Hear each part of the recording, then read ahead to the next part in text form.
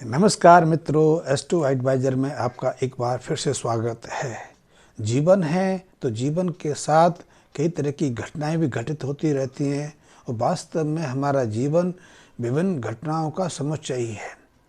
इन घटनाओं में कुछ सुखद घटनाएं होती हैं, कुछ दुखद घटनाएं होती हैं, कुछ परेशानी देने वाली होती हैं, कुछ हमें आनंद और प्रफुल्लित करने वाली होती हैं, खुशी देने वाली होती हैं। और इन खुशी वाली घटनाओं से तो हम ज़्यादा प्रभावित नहीं होते, क्योंकि वो समय हमारे लिए क्षणिक होता है। लेकिन जब घटनाएं दुखद होती हैं, हमारे अनुकूल नहीं होती हैं, हमारी योजनाएं हमारे अनुकूल काम नहीं कर पाती और हम एक तरह से बेबस हो जाते हैं, एक तरह से परेशान हो जाते हैं, तो हम चाहते हैं कि कोई ऐसा मार्ग हो, कोई ऐसी विद्या हो जो हमें हमारे इस परेशानी वाले समय से बाहर निकाल सके। ज्योतिष का विषय भी एक ऐसा ही विषय है। ज्योतिष के माध्यम से हम भविष्य में सही सुगम रास्ता खोजने की प्रयास करते हैं। हमारे जीवन में जब समस्याएं घुलती हैं तो उन समस्याओं से बाहर आने के लिए हम एस्ट्रोलॉजी की मदद लेते हैं। इसलिए एस्ट्रोलॉजी की ज्योतिष की कई कई प्रारूप हमारे सामने प्रकट हो गए हैं। मैं बात करता हूँ लाल किताब की।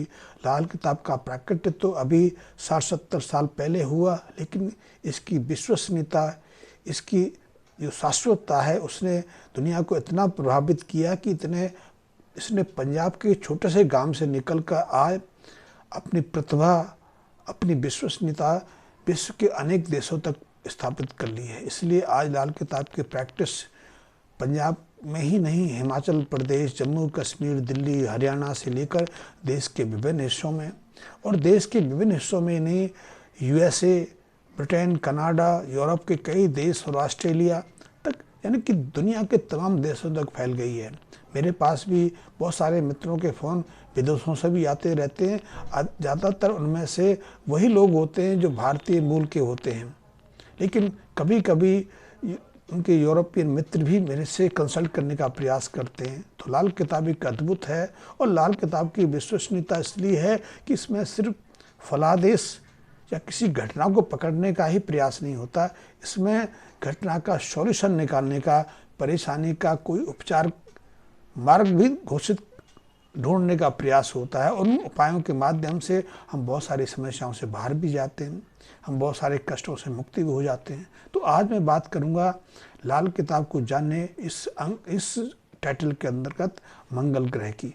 मंगल को हम सब जानते हैं। मंगल को ज्योतिष शास्त्र में सेनापति का उपनाम दिया गया है। सेनापति यानी कि देश की सुरक्षा प्रदान करने वाला। जैसे सूर्य को हम राजा कहते हैं, चंद्र को रानी कहते हैं, वैसे ही मंगल को हमने सेनापति कहा गया है। वैसे पुत्र का कारक भी यही है, यही हमारे बल प्रताप का कारक भी है। मंगल की महत्वता हमारे जीवन में बहुत महत्वपूर्ण है। मंगल हमें शक्ति प्रदान करता है। मंगल मांगलिक के रूप में, मंगल प्रभाव के रूप में हमारे वैवाहिक कार्य के लिए भी अनिवार्य है। यदि मंगल शुभ है तो हमारा ग्रस्त जीवन समय से फलित हो जाएगा, समय से हमारे वैवाहिक कार्य संपन्न हो जाएंगे। वैवाहिक कार्य संपन्न नहीं होंगे यदि मंगल शुभ प्रभाव में है तो हमारा वैवाहिक जीवन भी सुखद रहेगा, आनंदपूर्वक रहेगा, संतान की प्राप्ति में सहज हो जाएगी। मंगल घर के, जमीन के, जायदाद के भी कारक हैं, और मंगल हमारे प्रताप और तेज के कारक भी हैं। जमीन जायदाद के कारक भी मंगल ही हैं। मंगल हमें कुशार्क बुद्धि देते हैं, प्रवीण बुद्धि बनाते हैं।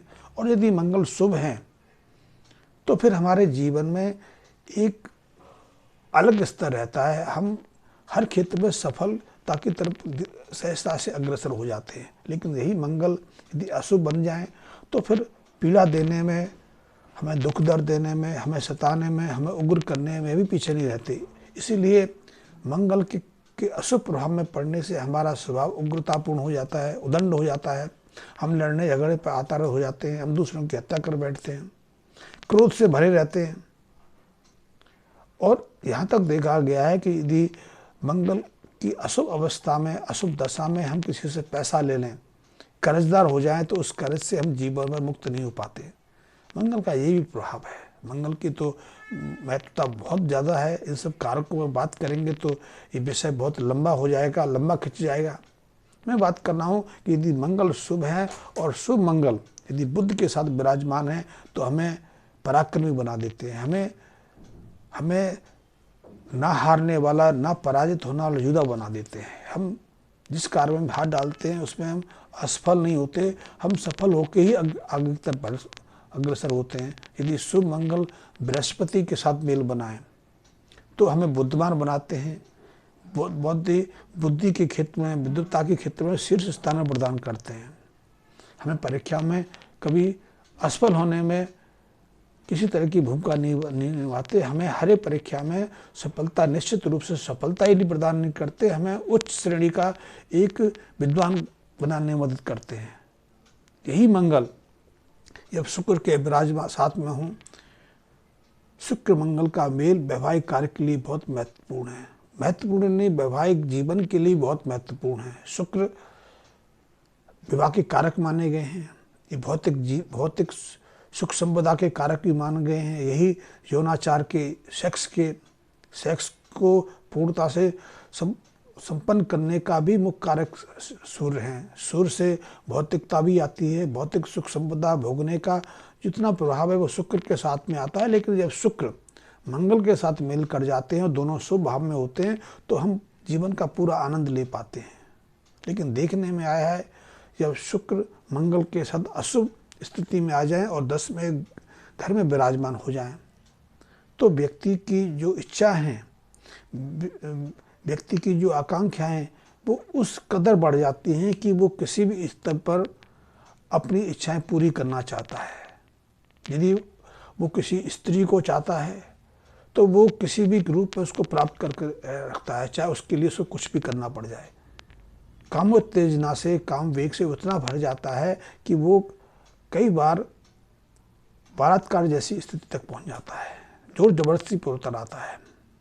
यदि वो व्यापार में चला जाए तो व्यापार में हर कीमत पर, हर स्तर पर उसको जीतना चाहता है, लाभ कमाना चाहता है, दूसरों का धन एक तरह से ग्रहण करना चाहता है। इसलिए वो कई तरह की युक्तियां लड़ाता है, बेईमानी करता है, तर्क चुगलीवादी करता है, नकली चीज़ें बेचता है, या फिर यदि ये सब कुछ नहीं होता तो वो किसी तरह से दूसरों से उस धन को प्राप्त कर ही लेता है, वापस नहीं करता।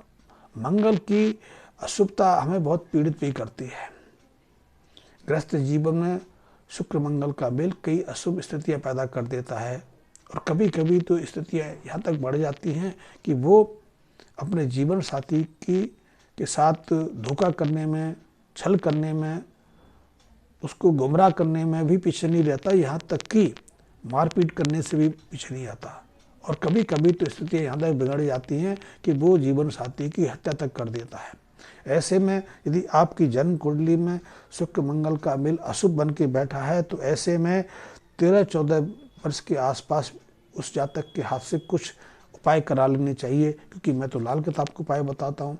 और यदि किसी बच्चे की जन्म कुंडली में ये शुक्र मंगल का अशुभ योग बना हुआ है तो समय रहते उसके माध्यम से कुछ लाल किताब संबंधी उपाय कराना हमारे लिए बेहद जरूरी हो जाता है, ताकि उसका ग्रस्त जीवन, ताकि उसका बुद्धि विवेक नियंत्रण में रहे। तो उसके लिए सबसे पहले तो 27 दिन लगातार 700 ग्राम आपने लाल गेरू मिट्टी लेकर उसे घास वाली ज़मीन के नीचे दबाना है।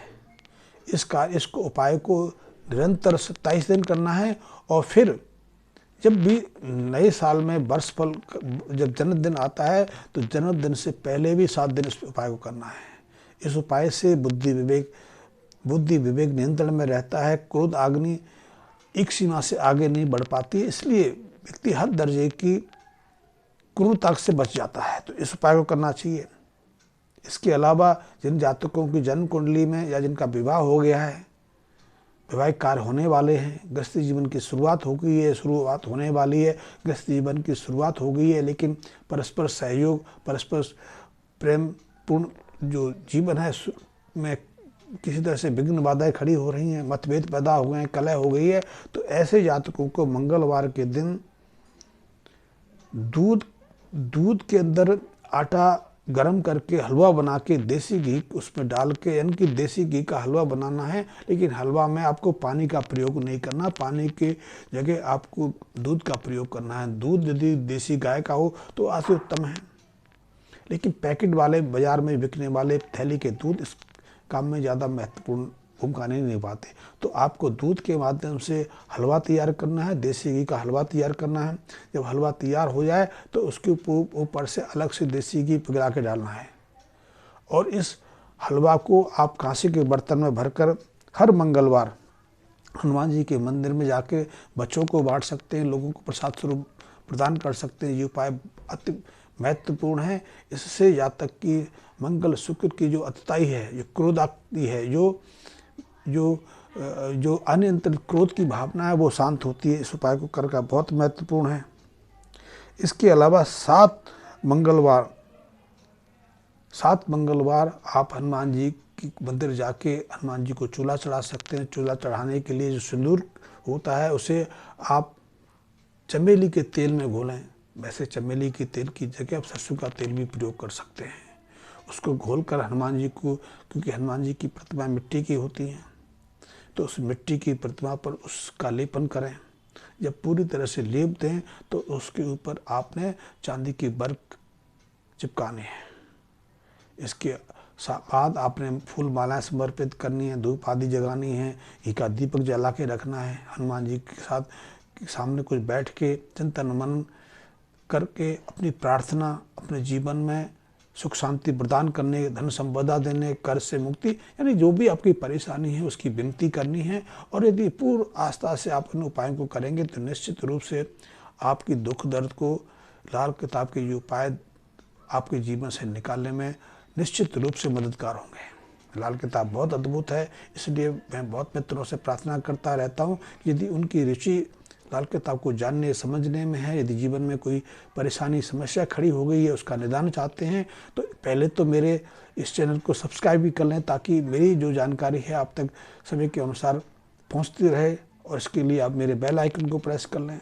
और यदि आपने मुझसे संपर्क साधना है तो आप मेरे व्हाट्सएप पर आ सकते हैं। व्हाट्सएप नंबर मैंने इसी वीडियो के डिस्क्रिप्शन में दिया हुआ है। और यदि आप मेरे से बात करना चाहते हैं तो वो नंबर भी मैंने दिया हुआ है, लेकिन तब आप 3:30 बजे के बाद मुझसे संपर्क कर सकते हैं। धन्यवाद मित्रों।